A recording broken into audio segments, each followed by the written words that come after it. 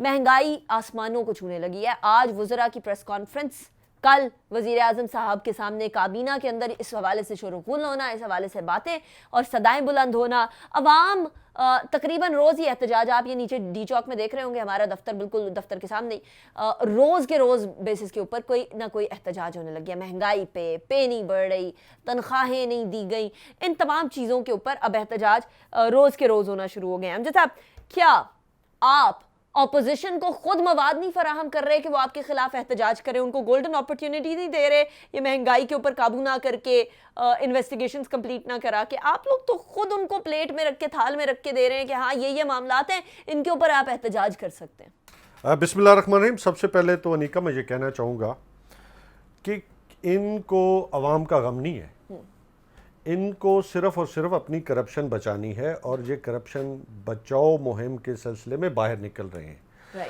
دیکھیں آج پاکستان جس مشکل میں ہے, اور اس سے پہلے جو انہوں نے جس مشکل میں انہوں نے دھکیلا, آپ دیکھیں کہ بجلی کے جو انہوں نے معاہدات کیے آئی پی پیز کے ساتھ, وہ کس نے کیے, ایل این جی کے ساتھ کس نے معاہدات کیے, اور پھر دیکھیں کہ 71 سال میں جو انہوں نے پاکستان اور پاکستان کی عوام کے لیے جو مسائل چھوڑے ہیں, وہ اگر آپ دیکھیں کہ آپ کا نوجوان بے روزگار رہا, آپ کا کسان بدحال رہا, دیکھیں کیا انہوں نے اس سارے فیلڈ, چاہے ایگریکلچر ہو, آپ اس کے علاوہ انڈسٹری ہو, مجھے یہ بتائیں کہ ان لوگوں نے کس فیلڈ میں کام کیا, اور پھر کس ادارے کو اس حال میں چھوڑ کے گئے کہ آج ہم فخر سے کہتے کہ جی یہ بہت اچھے ادارے تھے, اور اس اداروں کو پاکستان تحریک انصاف یا عمران خان کی گورنمنٹ نے ان کا جو تنزلی کا شکار ہوئے. بدقسمتی سے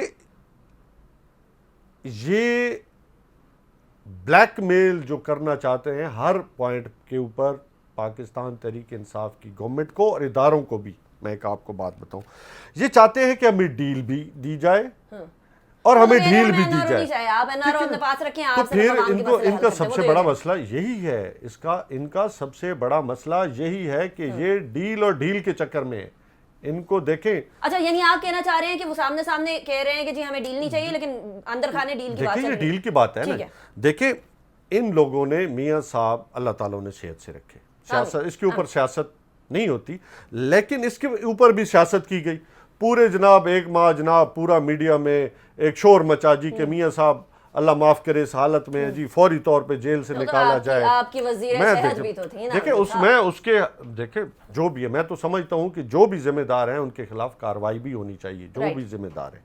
اچھا چاہے وہ آپ کی اپنی وزیر صحت جو بھی ہے, دیکھیں بات سنیں, کیا ہوا کہ جب جیسے ہی انہوں نے جیل سے باہر قدم رکھا, ابھی جہاز میں ان کا قدم نہیں آیا تھا, سامنے ان کے کھانے دیکھیں, ان کے جناب کھانچے دیکھیں, اور جیسے ہی اترے, مجھے بتائیں کہ لنڈن کے اندر یہ کتنی دفعہ ہاسپٹل گئے, اور وہاں پہ انہوں نے سیاست شروع کی.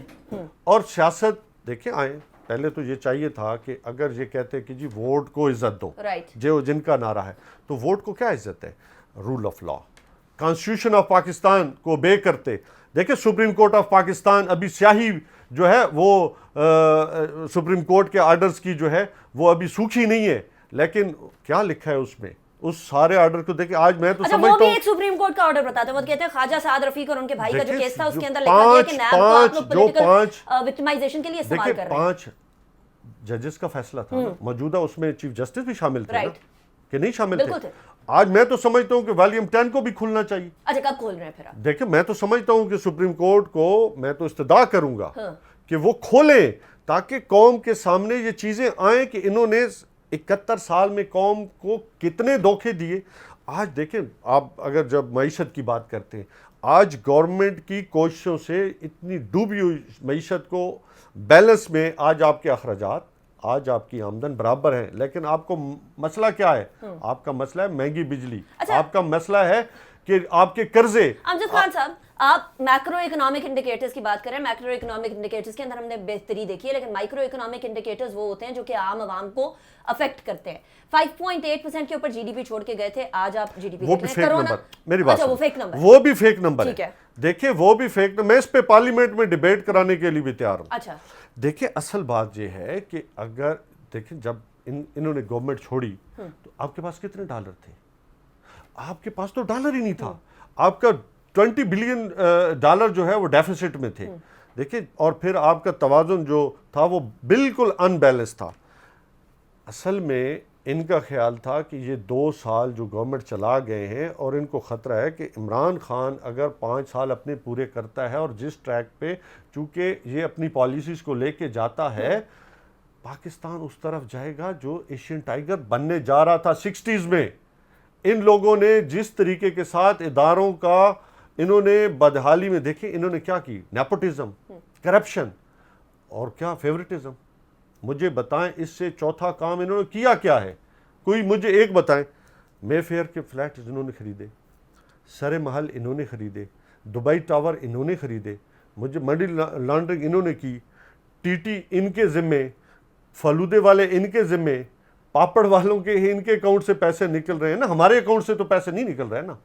اور پھر ان کو یہ بھی پتہ ہونا چاہیے کہ یہ مافیاز کے ساتھ ہمیشہ سے پرائم منسٹر آفس مافیاز کو سپورٹ کرتا رہا ہے. پہلی دفعہ کرپشن کے خلاف آپ لوگوں نے شعور اجاگر کیا, اس میں پورا کریڈٹ 100% آپ کو جاتا ہے, اس میں کوئی شک کی بات نہیں ہے.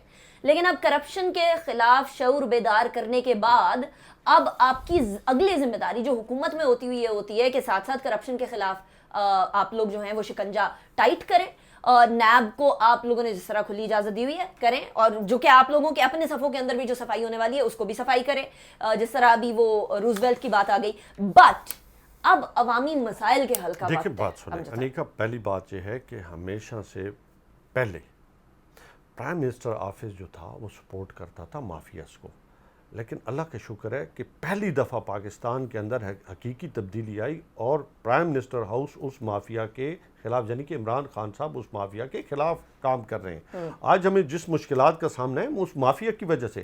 آج اگر ہم ان کو اسی جو گنگا بہہ رہی تھی اسی پہ چلنے دیتے تو یہ مسائل نہ آتے. دیکھیں مسائل ہیں, اس میں کوئی شک نہیں ہے کہ مسائل بالکل عوامی بھی ہیں.